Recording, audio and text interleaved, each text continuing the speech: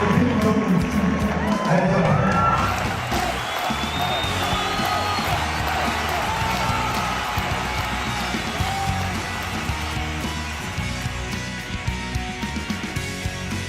to the show.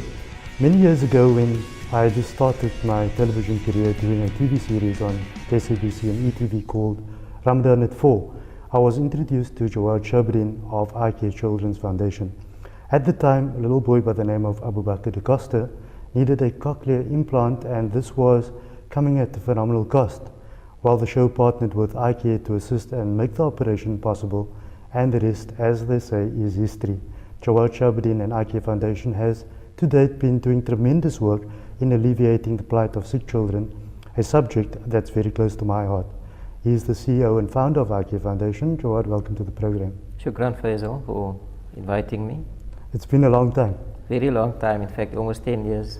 Yes, and recently I've been looking at those articles and those pictures and reminiscing about that, and I realized when we met a couple of days before the show that you are still doing what you were doing back then, but some things has changed. Yeah, alhamdulillah, we've done actually quite a lot. That was the special projects, the Cochlear operations, that was one of it. We're also obviously looking into feeding schemes. We're looking at many various other projects, which is our youth development, skills development. There's many other divisions of iCare.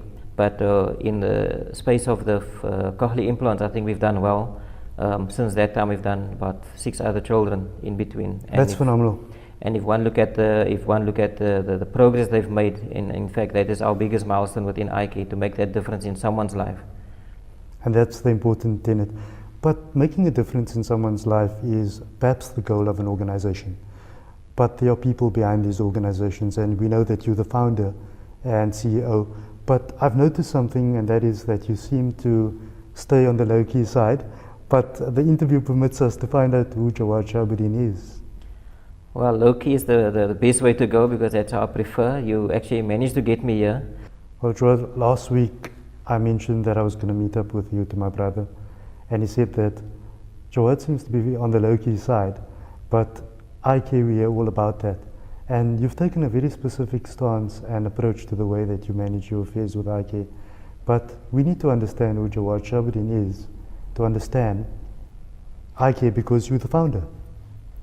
For myself, I'm quite happy to be in the background. I've taken up the role of basically doing the marketing for iCare, and which allows me to take the photos. Hence, I'm not in the photo, so I'm quite happy with that.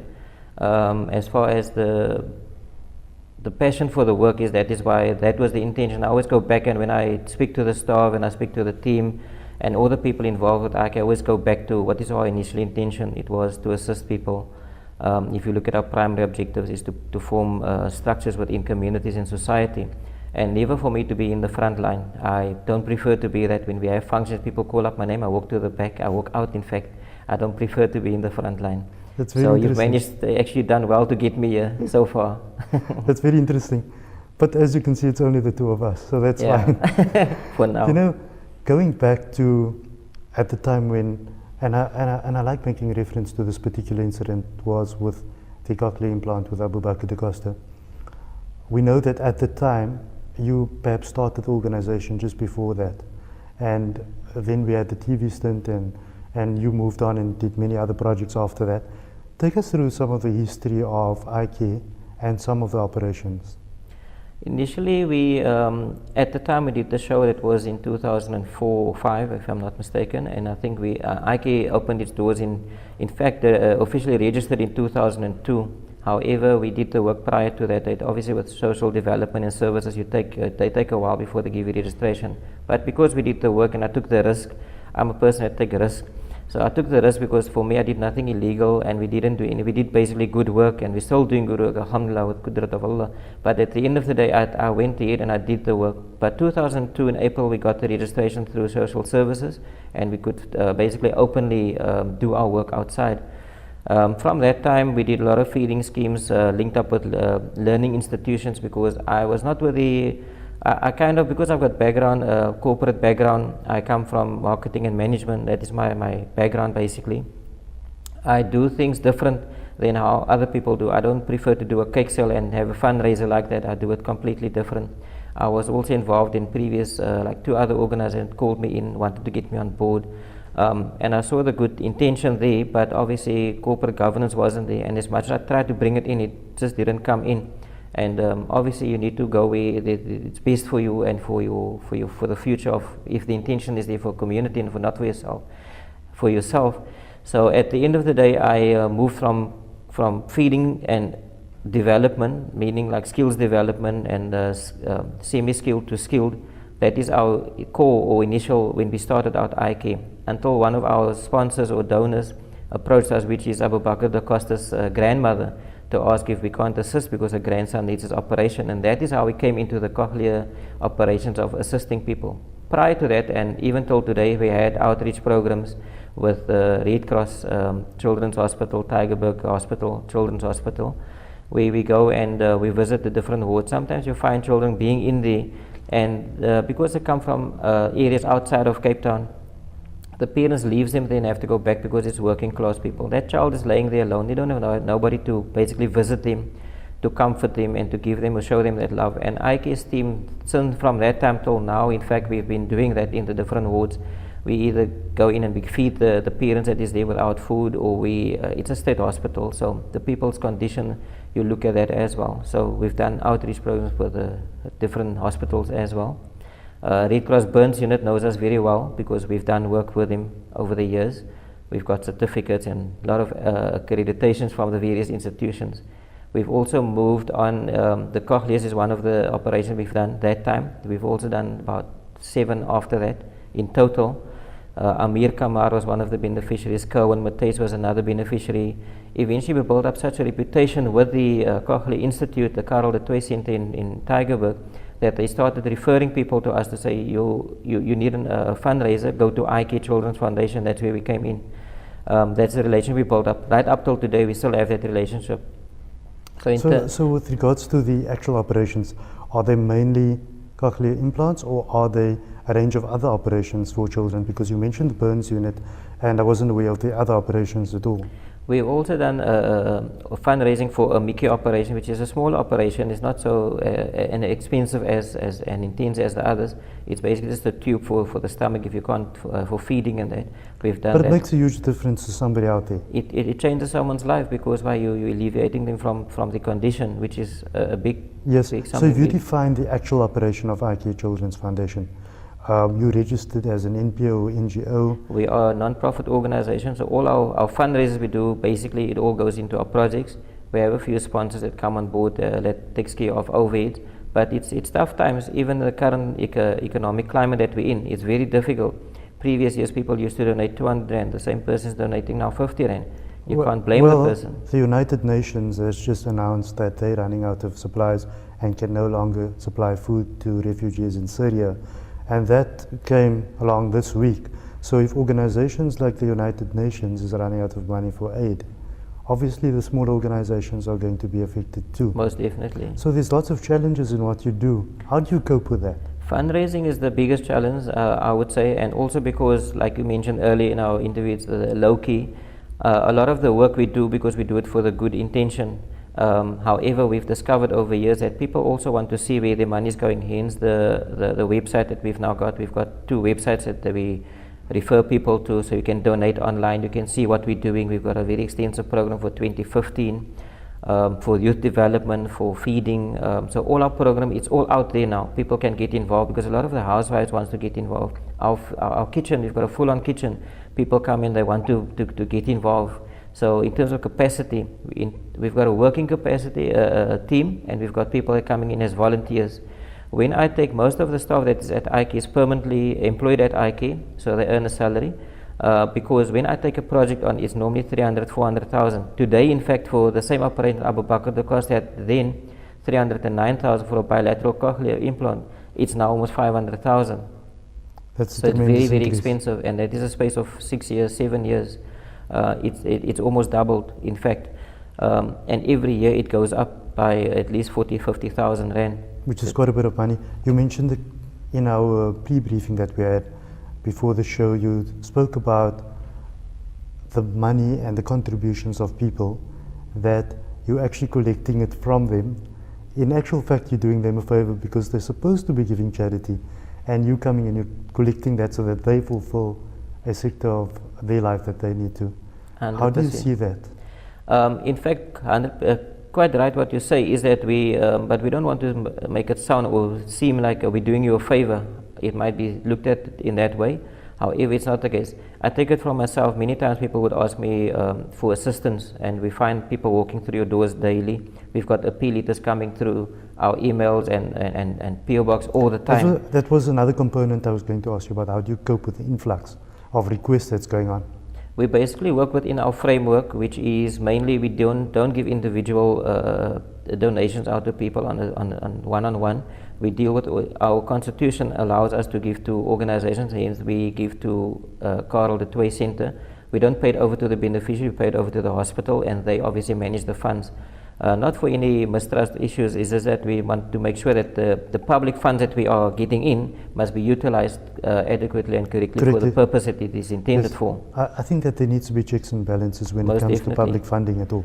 Like I say, I do it different. Our vision is to become a corporate organization, inshallah, one day, and we're striving towards that. And that is also why we do. We have policies in place for just about almost everything.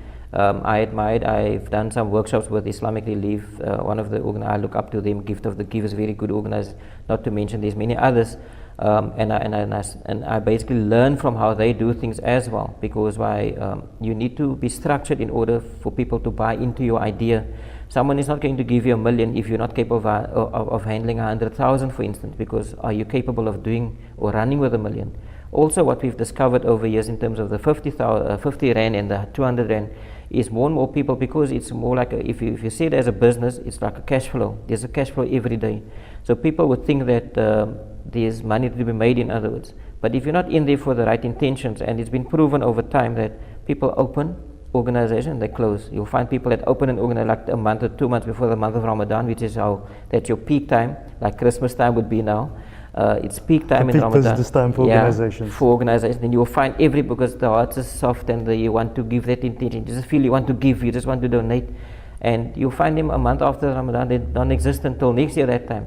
Which tells me that the organizer that is doing the work for the entire year is having to take basically, I won't say a loss, because you basically have to, other organizers taking that percentage. If they're doing the good work, alhamdulillah, that is the good intention, that is admirable, it is done. But you find that you can't see what they're doing with it, and that is a sad part of it, because I've had someone phoning me a few years back to say, you know what, you've taken my client. I don't want to mention the business. The business now decided to give to iCare, not to them anymore. So I said, you know what? So the person deemed it as a client in the first place? As a client, and not as a donor, first of all. So I said, first of all, we are caretakers of that money is coming in, first of all. Secondly, that's not my money, it's not also your money. So if the money is coming in, it's coming to you, and it comes to me, that can go to anyone, as long as the intention that the money was intended for, if that is carried out, that is important. Not the fact that it's coming in, I've now taken your client, as you would say. It's not the case. So already you can see that the person's thinking level, they're not there for the correct reason.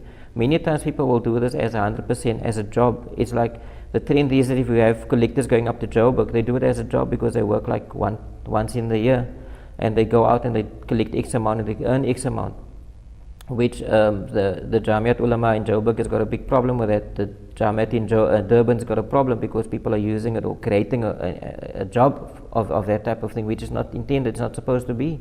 You can earn money, yes, Sharia allows you to earn money, but not to the extent where you create a job and that is just your work that you do, because we're talking big money. Yes, I know of certain organizations, which we're also not going to mention at this stage, that probably bring in about 100 million per year, and they would say that 40% of that is administrative cost.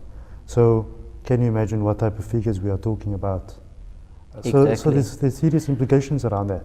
Exactly, and my point of that is also, if you look at the various projects to sustain these projects, if you look at the cost of that, if you have $1 million and you take 400,000 just for operational cost or for anything like that, for administrative cost, that is 400,000 you could have invested in a project to create a sustainable project for someone. Could have seen to another home. You could have made such a big difference in someone's life, or many people's lives for that matter. And I'm not just referring to feeding and semi-skill and to skill, but you can actually, the sustainable project you can set up to create employment, and that would obviously mean that you can put the person, you don't have to feed him, he can actually put food on his own table. That's the type of project we're looking at. It's no point to just feed.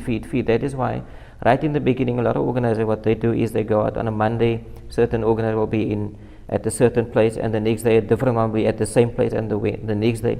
So Monday to Sunday you'll find different organizers feeding the same area, the same place.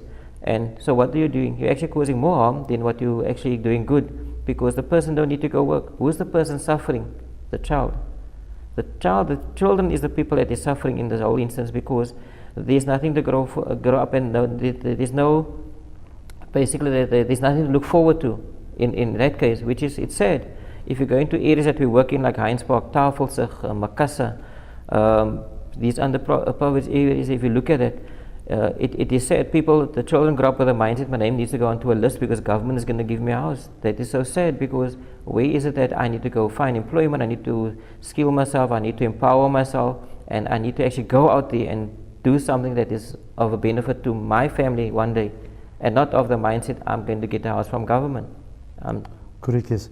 Now, Joad, I want to take you on a different path altogether. I know this is something that you don't like discussing, but I feel it's important from the point of view that people need to understand who they are dealing with and why certain things happen and why they happen a certain way. Now, if we look at yourself, you're one of those people that I know that can go to bed at night knowing that they've made a difference in the world. How does that make you feel? Alhamdulillah, you probably never disclose these kind of things, but I would like to know. Yeah, you're actually putting me on the spot, but I'm here. You're on the spot already. I'm on the spot.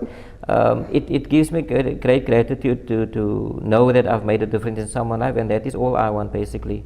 There's nothing I want in terms of, like, for instance, Abu Bakr's, the Costa's family, if they walk in, I walk out, because why? They are so sensitive. I'm very sensitive, and they're very grateful for the difference we made in his life. And if you must see, so you feel awkward about that? I'm awkward about it, because the intention is to assist. It's not to. I don't want anything for myself. There's no mileage out there. It's my akhira account basically, and it's just not mine. There's people in this organization that works very, very hard, and I'm basically every day throughout the month, I'm the worst person, or the person that they don't want to see till the end of the month. What was the moment that you sat back down 13, 14 years ago and decided that you needed to do this?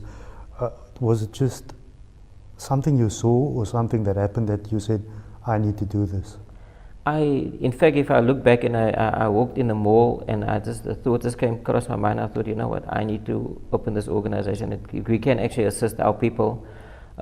Yes, we assist, like if we make the comparison, Palestine, we need Palestine. We need to assist them, not saying we must not. If we look in Nova Park, if we look in various other areas, for instance, Delft, Blikkiesdorp, you open your window, you look into Palestine. You look right into the I'm in condition. total agreement with you. I know that there's many organizations doing that excellent work that they are doing, but not everybody could do the same thing. Malcolm X once said that we need to think globally, but we need to work locally. And the reason he said that was because you are very right in saying that the Palestinians, Cairo's, Egypt, and all the unrest and issues that's going on is but down the road from you where you are right now. Correct. And if you cannot solve that, you cannot solve the problems of the world. 100%. So that is basically in terms of where we are with the history of iCare. Going forward, you've got to a point where it's many years down the line. You mentioned early on that organizations, they are fly by nights. They come in and they come out and that sort of thing. But we know that's not the case with you. You've been there for many years and you've built up that reputation, despite you thinking that you don't have a reputation. You do. We've been watching you for many years and following exactly what you're up to and that sort of thing. Therefore, I think this interview is just very critical that we're actually doing this all these years later. But taking this forward, where do you see it going? You mentioned corporatization. We basically rightfully said is that many people, I consider myself as small as started yesterday, being in the background. Many people think different. Many people know about iCare, a lot of people don't. We basically supported across the Western Cape, even up to Joburg at one point. They needed assistance. We assisted on that side as well. If I look more locally in the Western Cape, which is our area of operation, we've done a lot of good work, alhamdulillah, and the team has done phenomenal work on it. We are at a point now where government is actually recognized. Coming back to Abu Bakr da Costa every time, is that he is also a pilot to government now, because governments realize that there's a need with Cochlear. When a few years back, when you mentioned to someone a Cochlear, it's like, what is Cochlear? They don't know what it is. Now a lot of people know, and a lot of people still don't know. Same with iCare, is that we are now looking at marketing. We are now looking at really growing. It is what I always say to them is, it's take off time, in the sense of we need to tap into the corporate as well as to government, because government is recognizing the work. If you speak to people, many people that say we're doing sterling work, we don't realize, and we're not even aware, even people in iCare, I say we are so caught up in doing the actual work, we're not even realizing the good work we're doing. It's other people that makes us aware of the sterling work that we do, which is a plus, it's a bonus. And we're going to capitalize on that idea by opening a center in the Mitchells Plain area, inshallah, because a lot of our work we do is in Mitchells Plain and the surrounding area, up to Capricorn in Muizenberg. The CBD in Cape Town is the one area that we're not working in. That is also through research, not that we don't want to. There's a lot of people that is working that side that can service the area. So we basically go from Capricorn, Muizenberg to Mitchells Plain, Makassar, throughout to East River. So our area of operations, it's huge, it's big. For feeding, for youth development. We've got a few functions coming up. We've got a Children's Day, annual Children's Day for the past 13 years since our existence. We've got one now this year in the Mitchells Plain Gardens, which come and play is going to be. There's a lot of activities going to be there. Our beneficiaries is going to be there. All our sponsors is going to be there. Our donors is going to. So we basically have an open day for everyone, so people can mingle. They can talk to each other. And it's basically open for everyone. It's also for our staff to get to know their donors, and the donors to get to know the staff that's calling them, that is talking to them. So it's open day basically on the 11th. I won't say everybody's invited. I might not be able to handle the influx of the response, but it is open for everyone to come that's in the area, and also other people that want to know also more about iCare Children's Foundation. And coming back to the Children's Center, is that we want to open that center because we've got doctors that wants to come on board in terms of working ad hoc in their time. We've got dentists that wants to come on board. We've got psychologists, social workers. We've got professionals that's basically wanting to come on board. Counselors, drug counseling. We just linked up the other day. The Desmond Tutu Foundation actually approached us, and they're doing all the testing for HIV, for TB, drug testing. They're doing it with iCare. And we are taking them into the various communities, so that is a plus for us as well. So it's a lot of organization out there that is now realizing and basically seeing what we're doing, because we are now more open as to what we've done. Not like previous, we've done all the work, but it's like people didn't know what we're doing. That's why people iCare is like they don't know. It's an important thing that you're mentioning, because although we're reaching the end of the interview, I must mention this to you. I'm involved with the St. Joseph's Home for Children, like I've told you, and the funny thing is that when you go there and you spend a day there and you get involved with the kids and you do all kinds of things and you play with them and whatever it is, you realize when you come out of there and you get back in your car and you get back into your life that was another world, and that's their world. But we are so far away from it unless you're involved with it. So we go about going to the office and we do all kinds of things. We go to the shopping malls and we live a normal life by any standard.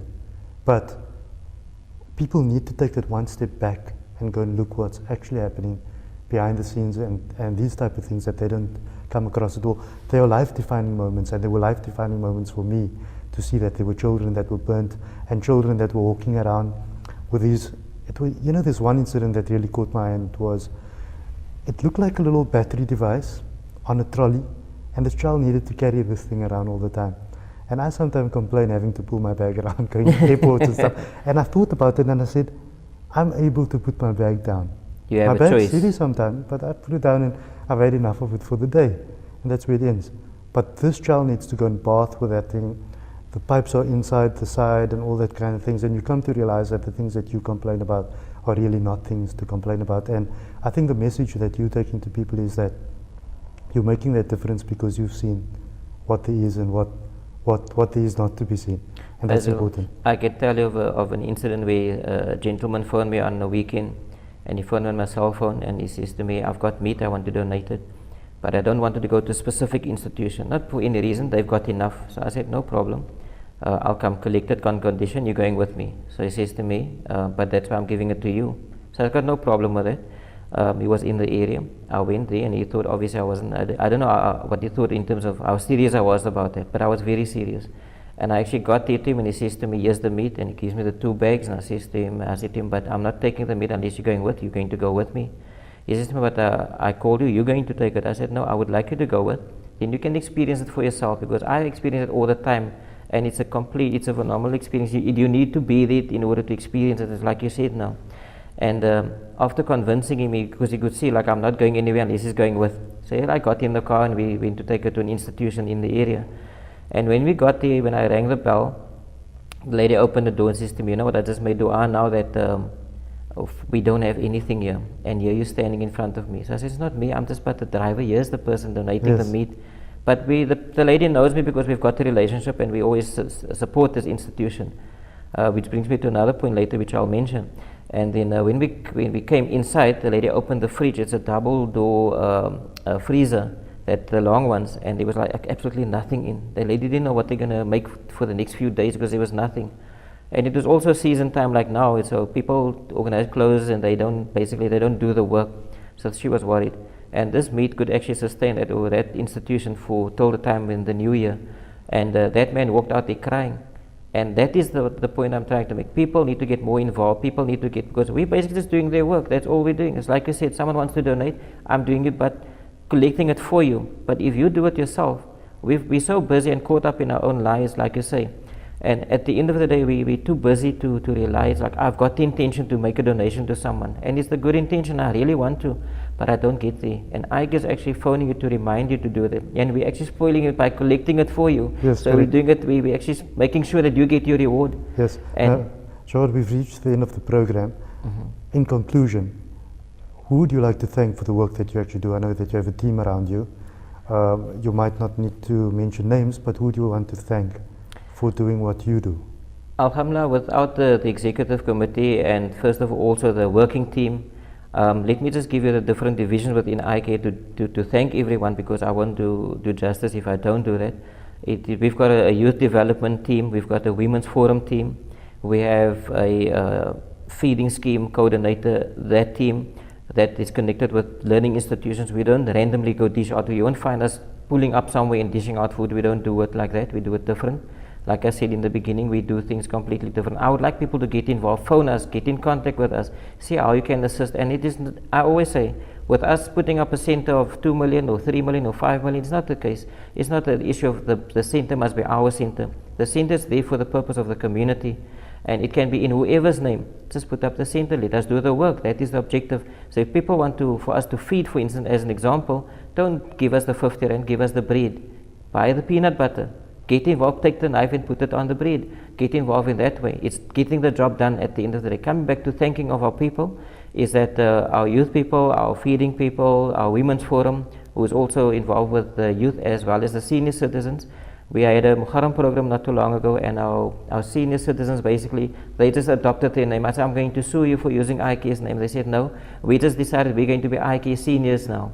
They just call it, they opened their own club now. So we've now have an iCare seniors club as well. Yes. So we've got the children, we've got the seniors, which is also our children, and our mothers and grandmothers.